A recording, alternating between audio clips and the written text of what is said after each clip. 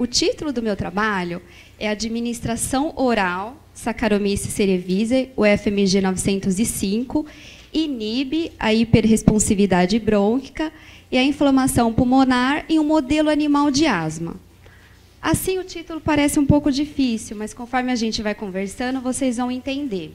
A asma é uma doença inflamatória crônica, caracterizada por limitação de fluxo aéreo, hiperresponsividades e remodelamento brônquico. Tá. O que é limitação de fluxo aéreo? É a dificuldade do ar em passar ali no brônquico. E a hiperresponsividade das vias aéreas? Como o próprio nome diz, hiper, tem uma hiperresposta aí. É o grau de estreitamento da via aérea do brônquico frente a um estímulo. Então, eu vou dar um exemplo aqui. Tem uma substância que chama metacolina. Essa substância, ela é broncoconstritora. O que é isso? Ela provoca uma contração ali do brônquico. Então, em pacientes normais, que não têm asma, quando eles inalam essa substância, eles têm uma reação. Mas, às vezes, essa reação é tão mínima que eles nem percebem. Só que uma pessoa que tem asma, quando ela inala, entra em contato com a metacolina, a reação dela é muito forte. Porque o brônquico dela estreita. Então, ela tem uma hiperreação. Ela sente ela procura ar e não consegue. Então, isso é hiperresponsividade, né? É o estreitamento da via aérea do brônquico frente a um estímulo. Então, provoca aquela reação, aquela crise asmática. E isso é uma característica da asma. E o remodelamento brônquico? Bom, eu vou fazer uma analogia para vocês estarem entendendo. Quando a gente se machuca, a gente faz um corte, aí a gente cortou, o que acontece? As células vão ali para o local para poder cicatrizar, haver uma inflamação, né? E as célulazinhas de defesa vão para o local para poder curar aquele machucado. Então, vai haver uma cicatrização, né? E tem aquele tecido grossinho, meio queloide, né, que apresenta. O mesmo acontece no pulmão de uma pessoa que tem asma. Com a pessoa que tem asma, sempre tem aquela inflamação no pulmão. Então, tem a inflamação no pulmão, as célulazinhas de defesa vão até o local para poder cicatrizar. E aí, quando ela cicatriza, ela forma um novo tecido ali. Só que esse tecido que ela forma é um tecido mais fibroso, igual aquele queloide de cicatriz que nós temos, né? Só que isso é ruim no pulmão, essa cicatriz no pulmão. Cicatriz entre aspas, tá? Por quê? Porque qual que é a função do pulmão? A respiração. Então, ele precisa se expandir para a gente estar respirando. E quando acontece a formação desses tecidos, né? Por quê? Porque inflamou, aí cicatrizou, aí teve a formação desse tecido fibrótico. Essa expansão acaba atrapalhando, porque esse tecido fibrótico, ele perdeu um pouco a flexibilidade. Então, fica mais difícil da respiração. Tudo bem até aqui? Tá? Então, vamos continuar. Aqui é uma figura que eu trouxe para vocês. Aqui é uma parede normal de um brônquio, tá? Então, aqui o lúmen, onde passa o ar, está bem aberto. E aqui é o epitélio estratificado do pulmão. Tá vendo? Está normal, não tem dificuldade na passagem do ar. Aqui é um brônquico. Percebam que aqui a via aérea, ou o lúmen onde passa o ar, está mais fechadinho. E a parede aqui bem espessa. É aquilo que eu expliquei para vocês do remodelamento brônquico. Tá? Então, aqui tem uma dificuldade maior em passagem do ar.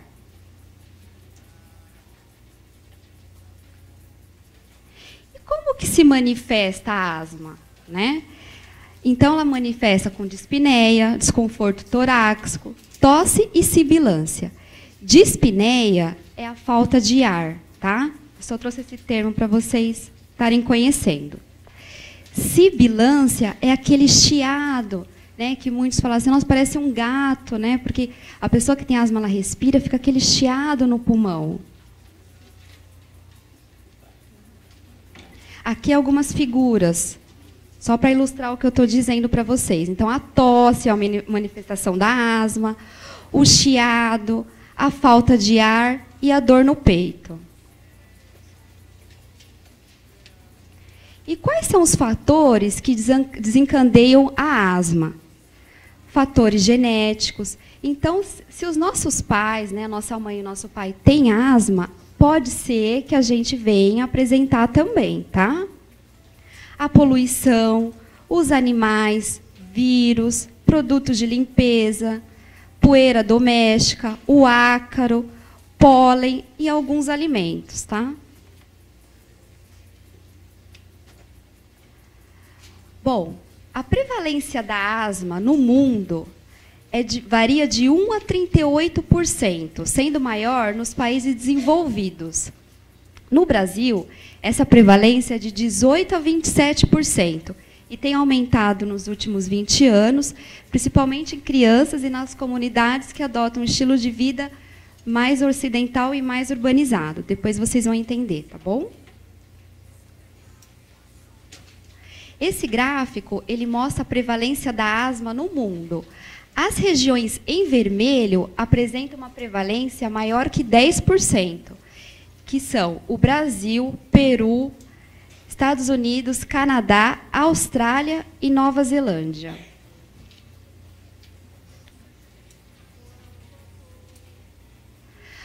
Bom, antes de eu falar um pouquinho para vocês da patogênese da asma, então, como que a asma se estabelece, eu só queria passar um conceito rapidinho para vocês. É bem simples, tá bom?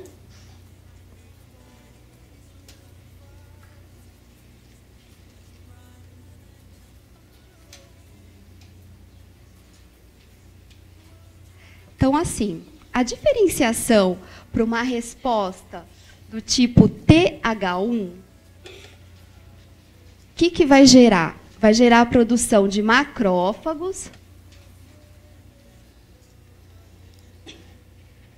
E o que esses macrófagos vão fazer? Eles vão fagocitar agentes infecciosos, tá?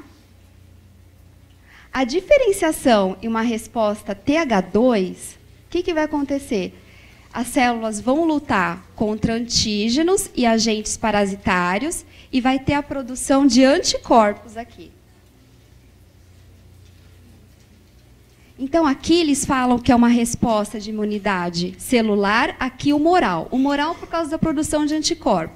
A TH1 é celular, porque vai diferenciar macrófagos, neutrófilos, para poder acabar com os agentes infecciosos ali, fazer a fagocitose e matar eles. Tudo bem? Precisava passar esse conceito para vocês. Por quê? Porque eu vou falar aqui para vocês que a asma, ela é uma resposta, ela tem um padrão de resposta do tipo TH2. Então, assim, no nosso organismo, a gente tem as duas respostas, o padrão TH2 e o padrão TH1. Só que no caso das doenças alérgicas e da asma, a resposta TH2 ela está aumentada. Então, tem um desequilíbrio aí da balança, né? Porque a resposta TH2 ela vai estar mais alta que a TH1. Mas no nosso organismo nós temos as duas, tá? Então agora, pode falar. Posso fazer uma perguntinha? Claro. No caso, então, Vanessa, é isso daí que a gente chama de sistema imune, da forma com que os glóbulos brancos trabalham, que a gente aprende que glóbulo branco parece que é só os soldadinhos. Na verdade, é muito complexo, existe toda uma via de... Alguns vão atacar diretamente, como o macrófago, né? Isso. E outras linhagens vão fazer um outro tipo de resposta imunológica. Isso. Então, a asma não é diretamente uma célula que está, o macrófago ali, que vai reconhecer, mas sim é todo o trabalho de outros tipos de glóbulos brancos que vão trabalhar com anticorpos, né? Que vão produzir, né? Posso fazer uma perguntinha para eles? Os anticorpos são células? O que são anticorpos? Será que são células? Será que são moléculas? Então, é muito importante, pessoal, vocês perceberem que a Vanessa está trazendo para vocês um conceito de resposta do sistema imune, né? Isso. E que existe várias formas. E qual que é a via que a asma está associada, né? Então, fica atento e vai anotando aí, pessoal, que ela está falando muitas informações que estão além, né, dos slides. Vai anotando o que ela vai falando. Desculpa Não, que interrompê-la. isso, de forma alguma. Vocês querem que eu repita? Não? Tudo bem? Então, assim, só quero que vocês gravem, então, que a asma é uma resposta de padrão tipo TH2, tá?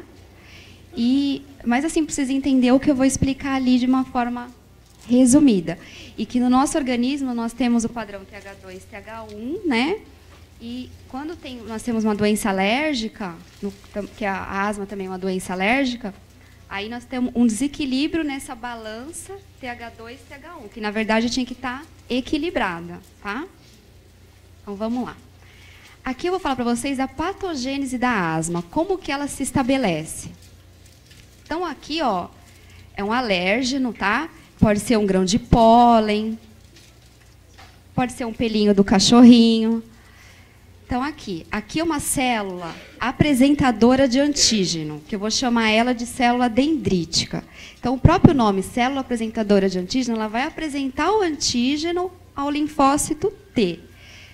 Então, aqui é o alérgeno, a célula apresentadora de antígeno vai apresentar esse alérgeno, esse corpo estranho, ao linfócito T. O que esse linfócito T vai fazer? Ele vai estimular a produção de uma citocina que chama IL-4. O que é citocina? Eu quero que só vocês entendam, associem a citocina como sendo a proteína, uma produção de uma proteína que eu vou chamar aqui de L4. Esse L4, ele vai desenvolver um padrão de resposta TH2, tá? Esse padrão de resposta TH2 vai estimular a produção de outras citocinas, de outras proteínas que estão ali, que é IL-5, IL-4, IL-13 e IL-9. O que essas citocinas vão fazer? Vão aumentar o número de eosinófilos. Ó, o eosinófilo é uma célula importante para alergia, para asma também, tá? Vão produzir IgE, que é uma imunoglobulina, né, um anticorpo, que também é importante para asma e para alergia, também para verminoses, viu, IgE. E os mastócitos. Então, aqui está o padrão de resposta TH2, como se estabeleceu a asma, tá? Em contrapartida, nós temos essa citocina aqui, IL-10, que é uma proteína que é eliminada. Essa proteína aqui ela é importante para a asma. Por quê? Eu estou falando para vocês que a asma ela é uma inflamação. E essa proteína aqui, L10, ela é anti-inflamação. A mesma coisa aqui, esses linfócitos, são linfócitos T reguladores, tá? Que eles vão agir em contrapartida o que está acontecendo aqui. Então, eles vão tentar equilibrar esse desequilíbrio que está tendo no padrão de resposta TH2, TH1. Eles tentam aí puxar um pouquinho para o TH1 para poder voltar ao equilíbrio o organismo, tá? Mas aqui a gente tem estabelecido a asma. Então, com a produção de L4, IL-5, IL-13 e IL-9, com aumento de eosinófilo e IgE. Ok? Então, e como que é feito o tratamento da asma? Através de medidas educacionais e terapia medicamentosa. Como assim medidas educacionais? A gente sempre conversa com o paciente para ele lembrar de quando ele teve a crise asmática, o que ele aconteceu antes? Ele entrou em contato com algum animal, ele ficou nervoso, ele fez alguma atividade física. Para quê? Para ele poder tentar evitar isso, para ele não ter a crise de asma, tá? Essas são as medidas educacionais.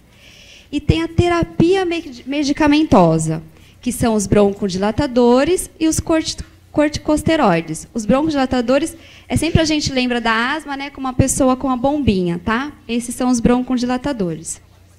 Bom, só que os corticosteroides, eles têm efeitos colaterais, né, como aumento de peso, osteoporose, glaucoma. Então, nós estamos buscando novas drogas, novas terapias para asma. Então, já existem estudos utilizando as plantas na asma e também o próprio açafrão também. Existem alguns estudos em andamento utilizando o açafrão em crianças com asma. E eu vou falar aqui para vocês dos probióticos, tá? E um novo tratamento para asma.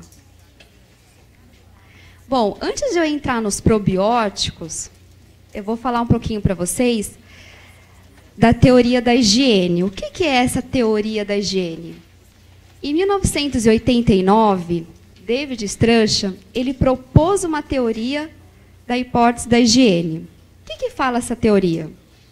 Que durante a nossa infância, quanto mais nós entrarmos em contato com micro-organismos, né, e termos hábitos não higiênicos, melhor será para o desenvolvimento do nosso sistema imunológico, e isso pode nos proteger contra doenças alérgicas e asma.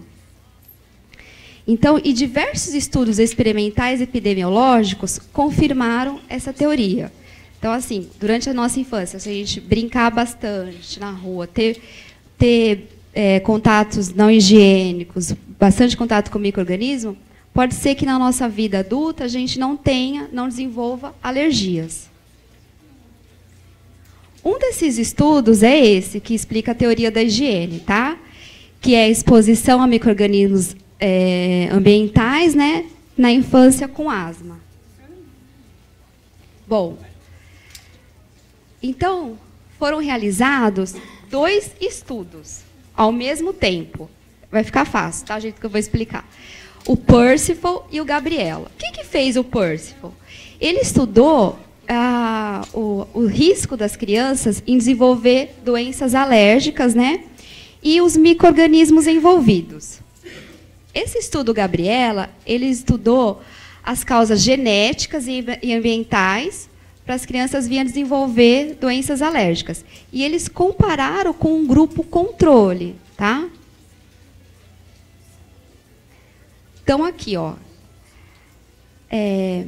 Aqui em vermelho são crianças que moram em fazendas. Aqui são crianças que moram em outras regiões que não sejam na fazenda. Então, o que eles perceberam?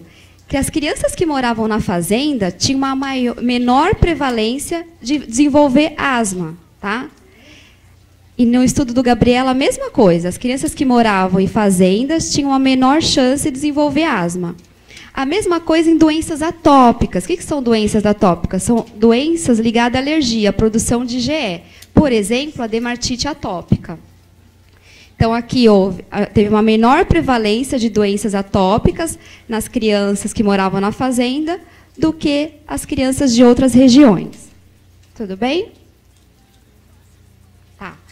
Aqui, ó, as crianças que moravam na fazenda, elas tinham maior contato com bactérias, porque elas brincavam na terra, né, ficavam brincando. Então, elas tinham uma menor prevalência de desenvolver asma. E as crianças que moravam na fazenda tinham maior contato com fungos, então tinham a menor prevalência de desenvolver asma. Então, o que se concluiu desse estudo? As crianças que crescem na fazenda têm proteção contra a asma e doenças atópicas, porque elas são mais expostas a fungos e bactérias. Então, o que explica a teoria da higiene, né? Quais são os mecanismos que explicam o fato de você, na infância, brincar, ter contatos não higiênicos, ter adquirido micro-organismo e não desenvolver doenças alérgicas? São esses mecanismos aqui, ó. Um desvio para uma resposta do tipo TH1, lembra da balança?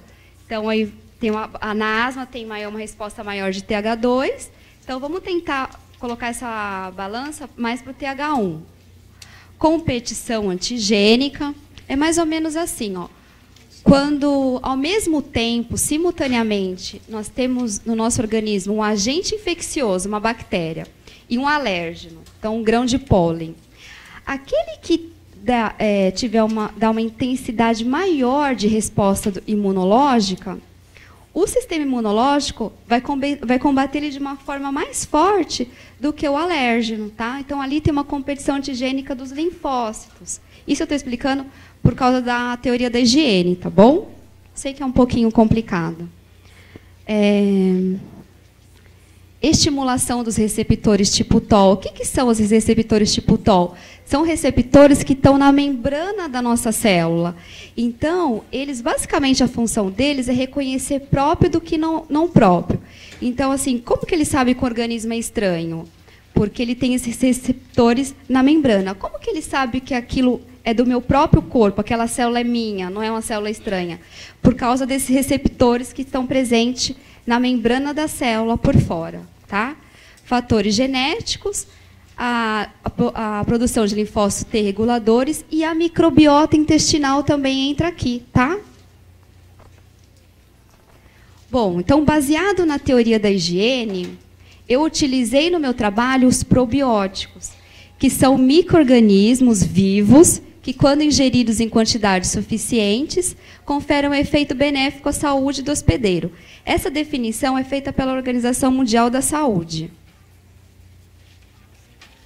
Então, os probióticos, eles são organismos microbianos, né? Eles são estáveis e viáveis após a cultura e manipulação. Eles sobrevivem à digestão gástrica. Então, quando eles ingeridos, ele passa pela boca, pelo estômago, que tem um pH ácido de 2, né? Passa pelos nossos sucos pancreáticos e chegam ao intestino para poder ali ele ser capaz de modular uma resposta imunológica. Essas são algumas figuras dos probióticos que a gente conhece.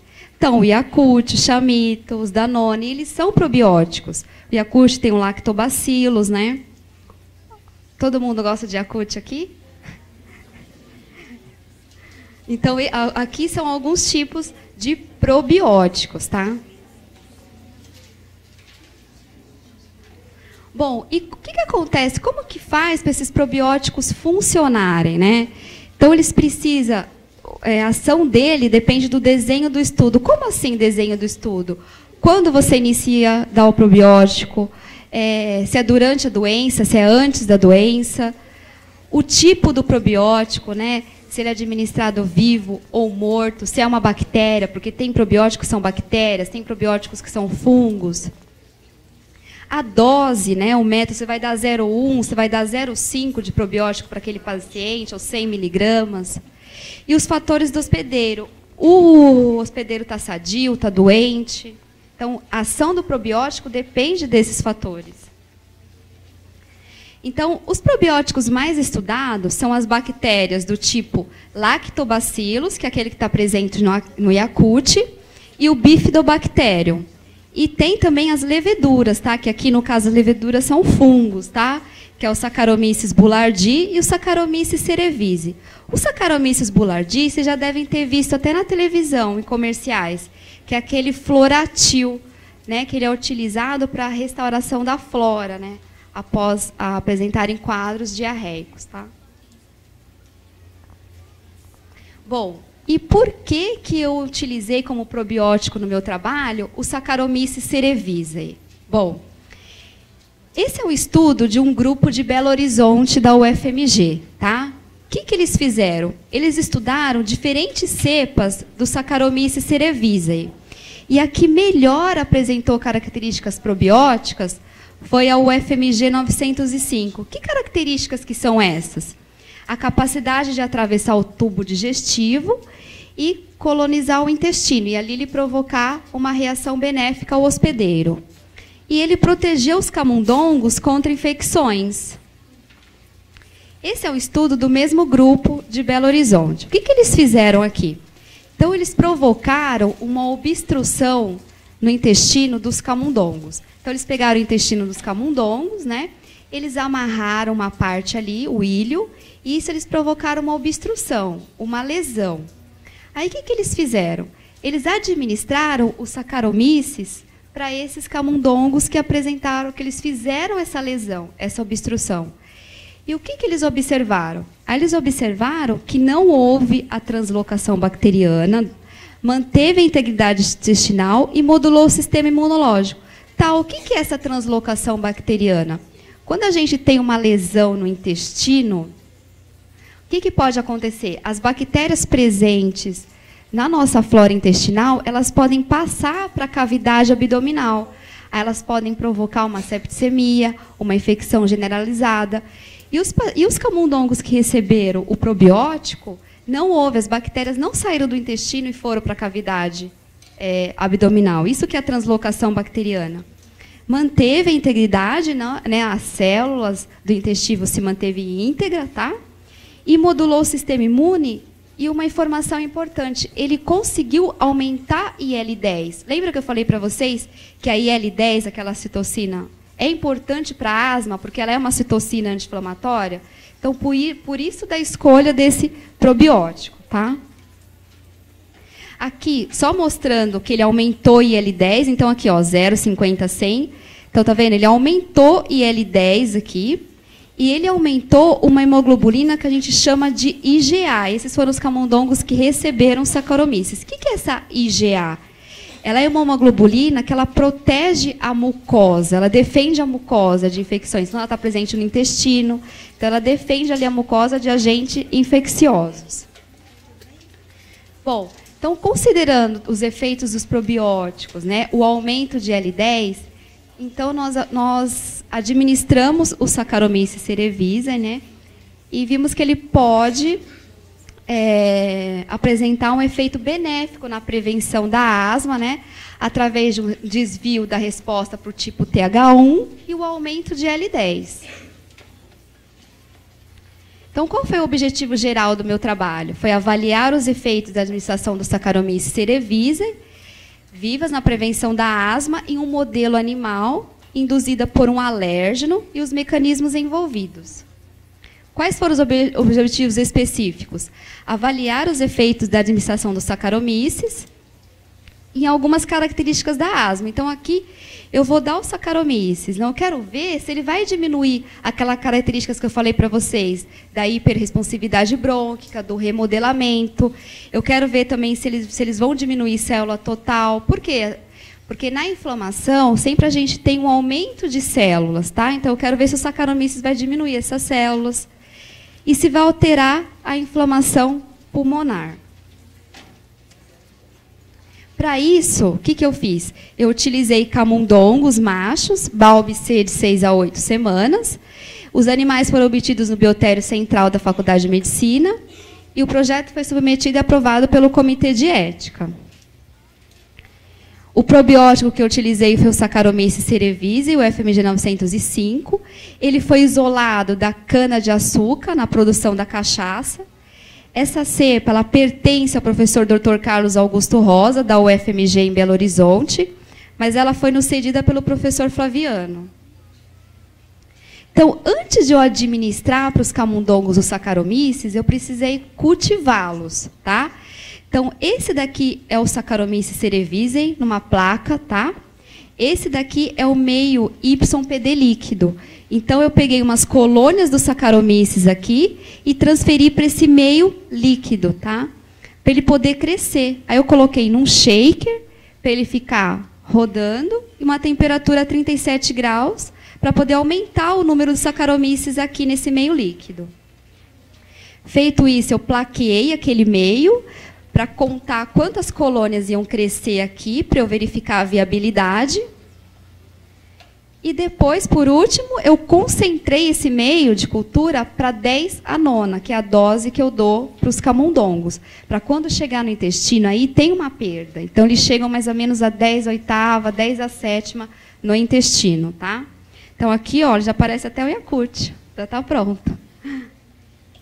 Bom, agora ele está pronto para ser administrado por gavagem nos camundongos, tá? Então, essa daqui é uma agulhinha que eu utilizo para colocar na boquinha do camundongo o Saccharomyces cerevisiae. Mas não machuca, não, viu? Bom, então tá, eu falei dos meus probióticos, falei um pouco de asma para vocês. Mas como é que você deixou seus camundongos asmáticos? Como é que eles ficaram asmáticos? Então, esse aqui é meu protocolo de asma que eu utilizei. Então, ó, vamos lá. Esse aqui é meu grupo asmático. Ah, só uma coisa. O meu alérgeno que eu utilizei, que eu vou falar para vocês, foi a ova, tá? Então, assim, no dia que eu chamei de dia 0, eu dei intraperitonealmente, na barriguinha dos camundongos, a ovoalbumina, uma solução com ovoalbumina. O que é a ovoalbumina? Ela é uma proteína do ovo da galinha. Aí, nesse caso, ela é o meu alérgeno. Ela que vai provocar a asma, tá? Então, nesse dia 0 aqui, eu dei na barriguinha deles a ovoalbumina. 7 dias depois, eu dei de novo a mesma quantidade de ovoalbumina. Uma semana após, durante 3 dias consecutivos, eu dei no narizinho deles a ovoalbumina. Ah, mas por que você deu no narizinho dele? Porque a asma, o foco não é pulmão, então eu preciso apresentar o alérgeno no pulmão, tá? E depois disso, eu faço o experimento aqui no dia 17, que eu faço a coleta do soro, do lavado e do pulmão. Então, esse é o protocolo de asma, tá?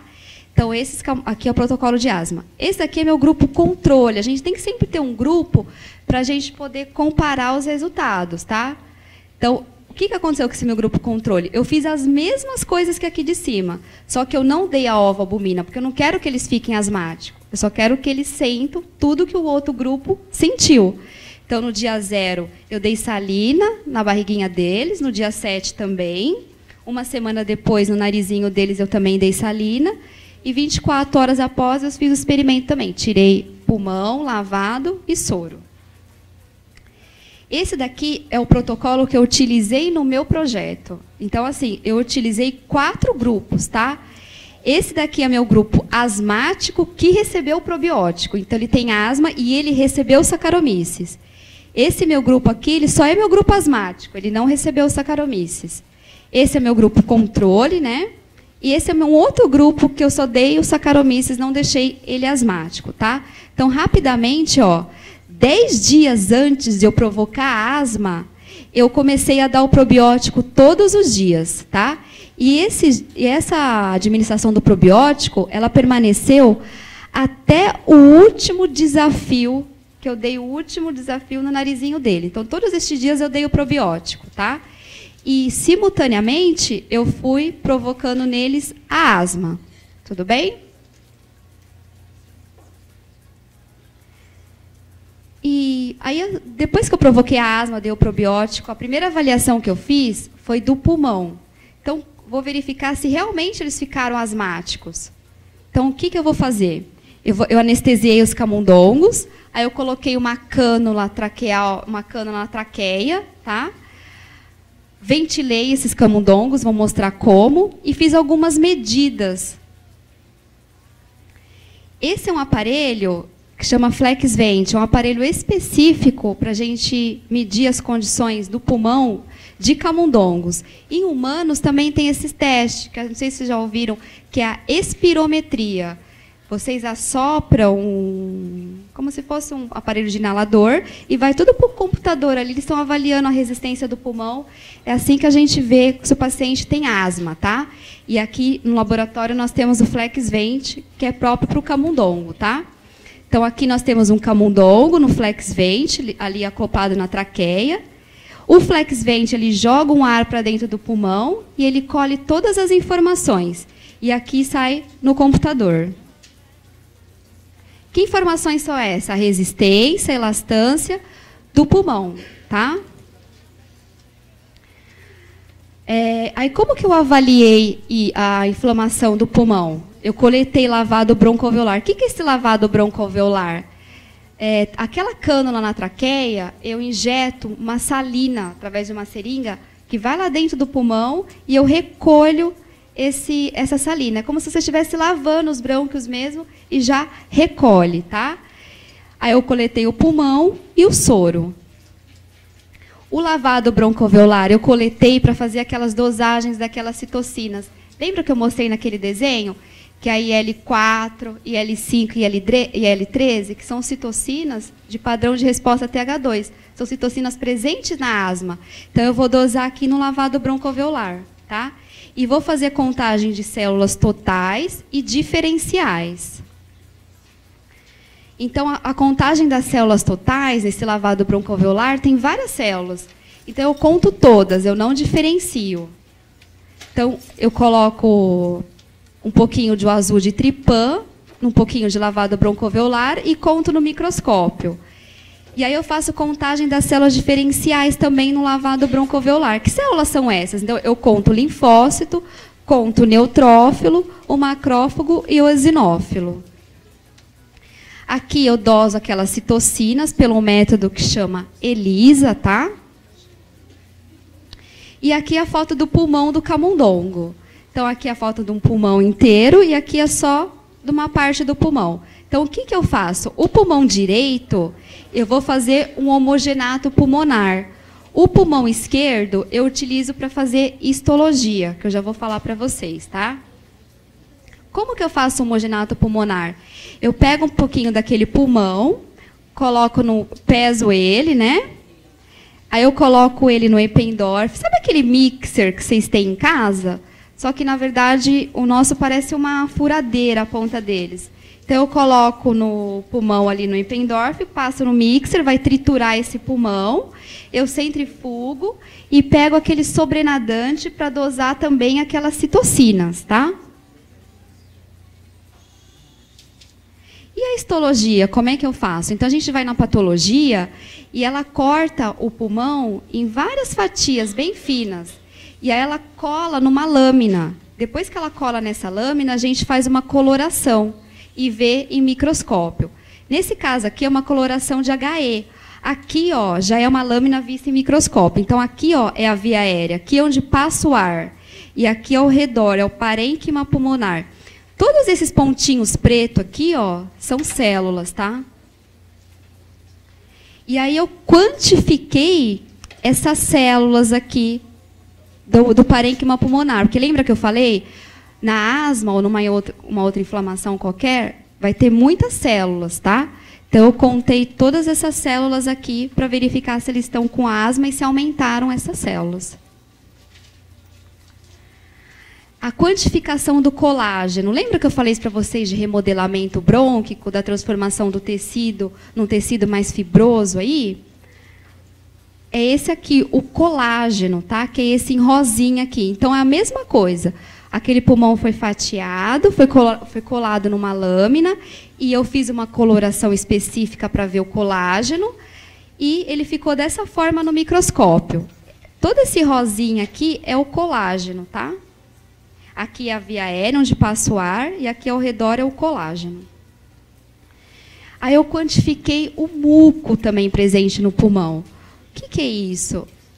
Bom, ele passou por todo aquele processo que eu falei para vocês, né? Ele foi cortado, colocou na lâmina e fiz uma coloração para ver o muco. O muco, não sei se dá para observar, mas tem um rosinha, um tom de rosinha aqui. Acho que só se apagasse a luz. Tem o muco. O que é o muco? Falando assim mais coloquialmente, ele é o próprio catarro mesmo, tá? Ele fica bem rosinha aqui, um rosinha mais claro, que é a produção de muco feito pelas células. Por que produziu muco? Porque está inflamado o pulmão. Então, ele produz o muco, uma forma de proteção. Aí, aqui, eu fiz a coleta de sangue no coração do camundongo, para eu poder dosar essas imunoglobulinas, IgE, IgG1 e IgG2A, OVA específica. Por que OVA específica? Porque meu alérgeno foi o OVA, tá? Bom, eu analisei esses resultados pelo GraphPad Prisma. E agora eu vou falar rapidamente dos meus resultados que eu obtive. Bom, esse gráfico aqui mostra a viabilidade dos Saccharomyces. Como o meu protocolo é de mais ou menos 30 dias que eu vou dar os Saccharomyces para os meus camundongos, então eu precisava me certificar que a cepa, que o Saccharomyces, ele está viável.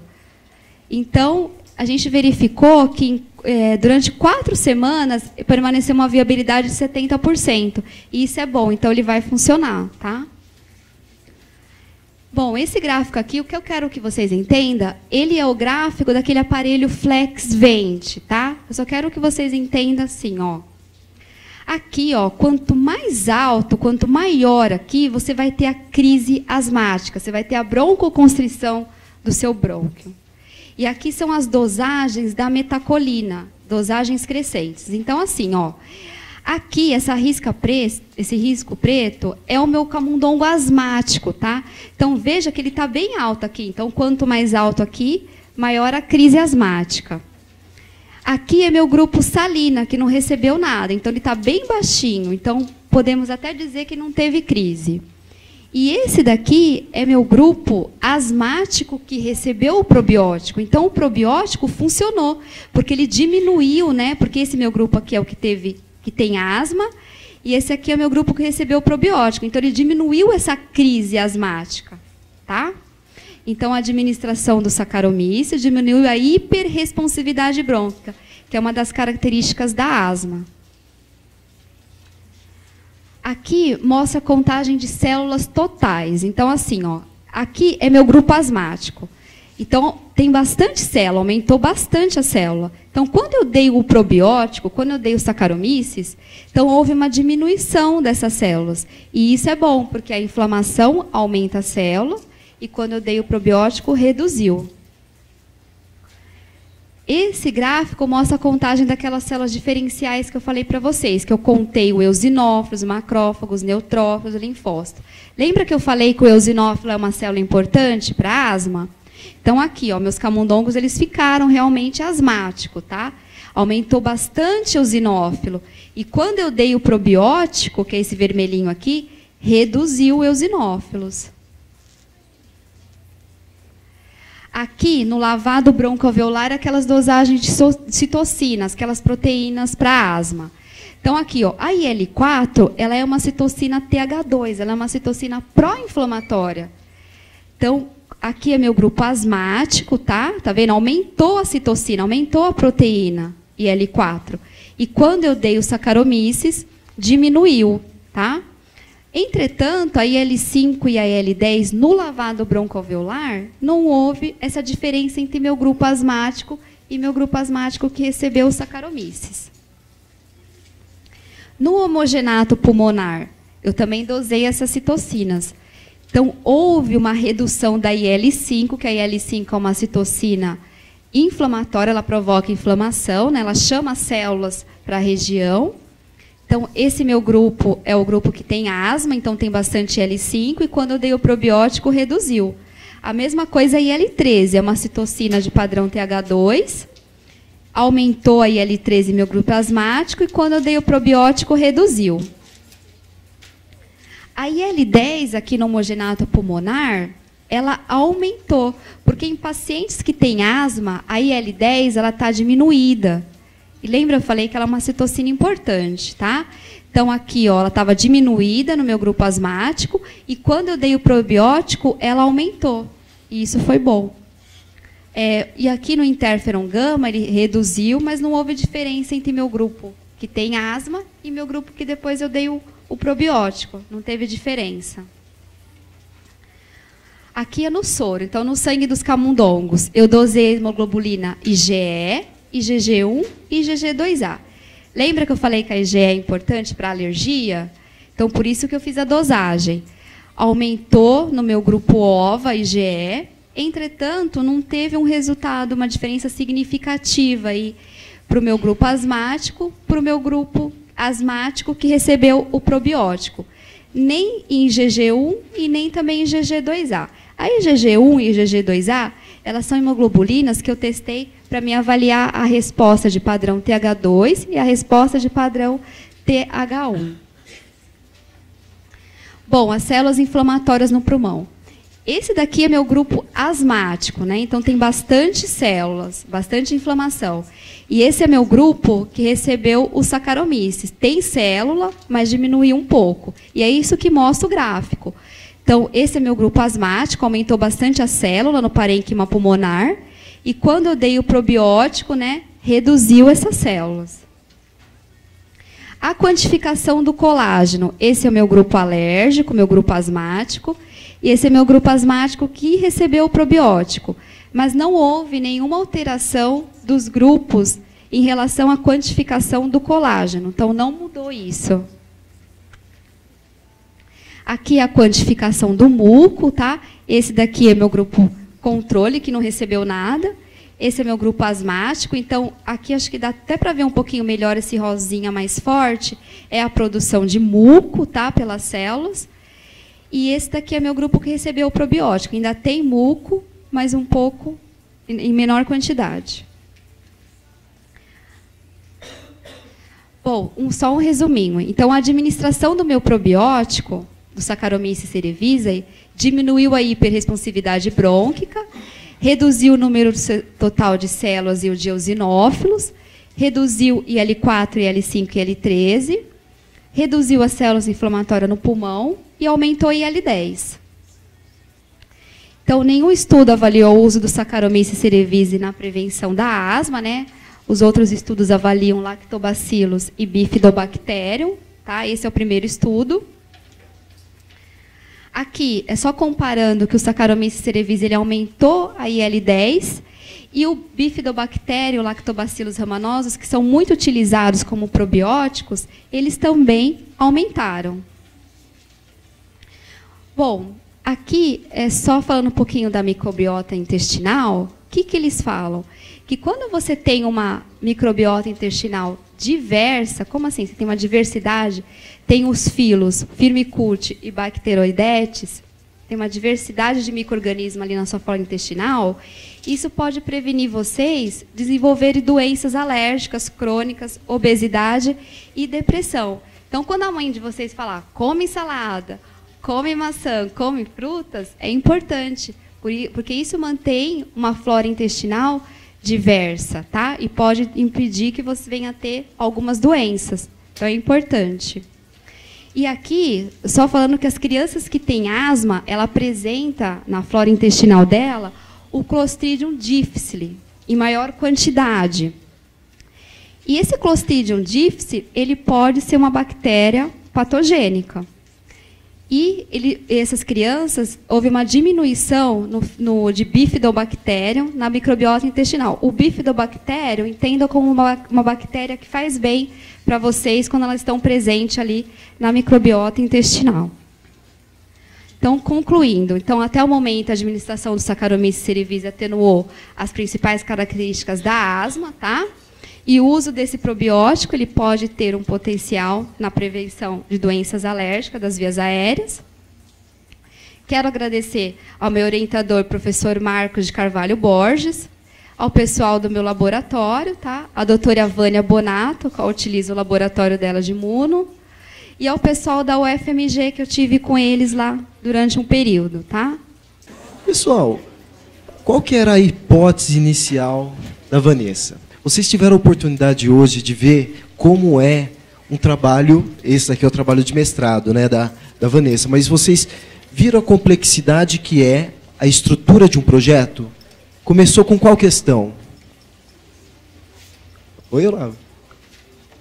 A hipótese da higiene, né, que vinha, e no final vocês conseguem ver qual que teve vários momentos assim que às vezes não é muito fácil, né, quando vê assim algum gráfico, tem que olhar com calma.